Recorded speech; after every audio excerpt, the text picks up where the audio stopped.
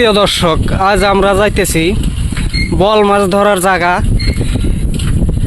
দেখার জন্য, যেখানে আমরা প্রতি বছর অসংখ্য অসংখ্য বল মাছ শিকার করে থাকি। তো চলুন আমরা গ্রামের রাস্তাগুলো একটু দেখাই আপনাদেরকে যে আমরা কেমন গ্রামে বাস করি। সেই স্পটে যাইতে কিন্তু আমাদের অনেকটা সময় লাগে। যদি আমরা হাইটে যাই তাহলে আমাদের প্রায় আধা ঘন্টা সময় লাগে, আর যদি আমরা সাইকেল নিয়ে যাই মোটামুটি ধরেন 10 মিনিট। তো চলুন আমরা সরাসরি স্পটে যাইয়া আপনাদেরকে দেখানোর চেষ্টা করব। তো বন্ধুরা, আমরা কিন্তু অলরেডি আমাদের সেই কাঙ্ক্ষিত জায়গায় আছি। তো আপনারা তো প্রতিনিয়ত বলেন যে ভাই বল মাছ ধরা ভিডিও দেন না কেন, আপনার বল মাছ ধরা ভিডিও আমরা দেখতে চাই। দেখুন আমার এইখানে এত পরিমাণ বর্তমানে এখনও ব্রহ্মপুত্র নদীর যেহেতু আমরা মাছ শিকার করি, এখানে যে পরিমাণ পানি ঘোলা এখনও, আর প্রচুর পরিমাণে কিন্তু পানি, যার জন্য আমাদের বল মাছ ধরা এখনও কিন্তু উপযোগী হয়ে ওঠে না। এখনও যখন হবে তখন কিন্তু আমরা অবশ্যই বল মাছ শিকার করবো। আর এই জায়গাটার সাথে কিন্তু আপনাদেরকে একটু পরিচয় করিয়ে দিতে চাই। আমরা যে স্পটে আছি, আমরা কিন্তু অনেক দিন থেকেই এই স্পটে বল মাছ শিকার করি, কিন্তু প্রচুর পরিমাণে কিন্তু আমরা বল মাছ শিকার করি এই স্পটে থেকে। বিভিন্ন মানুষই কিন্তু এখানে এসে বল মাছ শিকার করে নিয়ে যায়।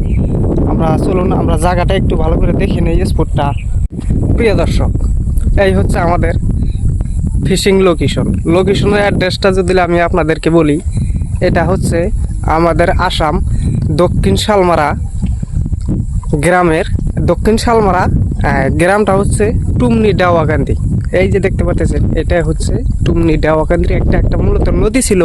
এখন কিন্তু ওই যে দেখেন সামনে ভাঙ্গিয়া চর করে ওই দিক থেকে চর পড়ছে, পড়ার ফলে কিন্তু এই সামনের দিকটা কিন্তু মুখ বন্ধ হয়ে গেছে। আর ওই যে দেখতে পাচ্ছেন পাহাড়টা, ওটা কিন্তু ফুলবাড়ি পাহাড়। আপনারা আমাদের চেনেন, অনেকেই জানেন যারা আমাদের আশেপাশে থাকেন।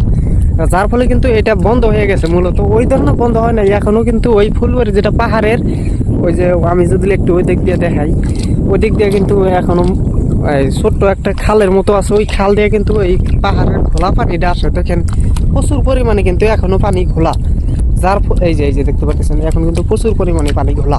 আর আমি সবচাইতে আর একটা জিনিস, আমি এই জায়গায় মাছ ধরা পছন্দ করি কি জন্যে, এই জায়গায় অন্য মাছের কোনো সিস্টেম নেই। যেটা টান দেয় ওটা বড় মাছই থাকে। ওই যে দেখতে পাচ্ছেন ওই দিকটা, ওটা হচ্ছে আপনার ব্রহ্মপুত্র নদী। যখন আমরা আগে বল মাছ শিকার করতাম তখন কিন্তু এই জায়গাটা পানি প্রচুর পরিমাণে থাকতো, আর অনেক বড় বড় কিন্তু মাছ ধরতাম এই জায়গাটা থেকে।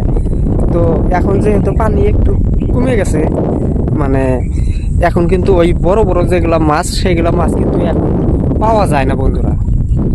তার ফলে কিন্তু আমরা এখন বড় মাছ ধরতে পারি না। আর যদিও আমাদের ব্রহ্মপুত্র নদী হলেও কিন্তু আমাদের ব্রহ্মপুত্র নদীতে কিন্তু পানিটা ওইরকম পরিমাণে নাই, যার জন্য কিন্তু আমরা ওইভাবে বড় সাইজের যেগুলা বিগ সাইজের মাছ আছে ওগুলো আমরা শিকার করতে পারি না।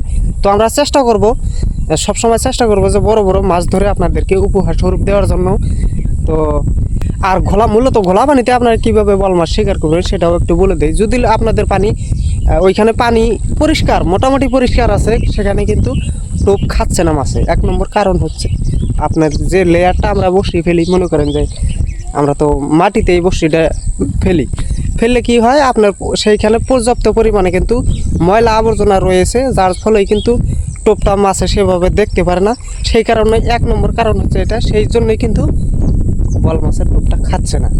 আপনি কি করতে হবে, কিছুদিন অপেক্ষা করতে হবে, আর নয়তো আপনি ভাষাও ফেলতে পারেন। ভাষা ফেললে কিন্তু ভালো একটা রেজাল্ট পাবেন। তো বন্ধুরা, কেমন লাগলো আজকের ভিডিওটিও? যদি ভালো লাগে থাকে লাইক করবেন, চ্যানেলে নতুন হয়ে থাকলে চ্যানেলটিকে সাবস্ক্রাইব করবেন, আর আমাদের ভিডিওর লিঙ্কগুলো কিন্তু আপনার বন্ধুদের মাঝেও শেয়ার করে দেবেন।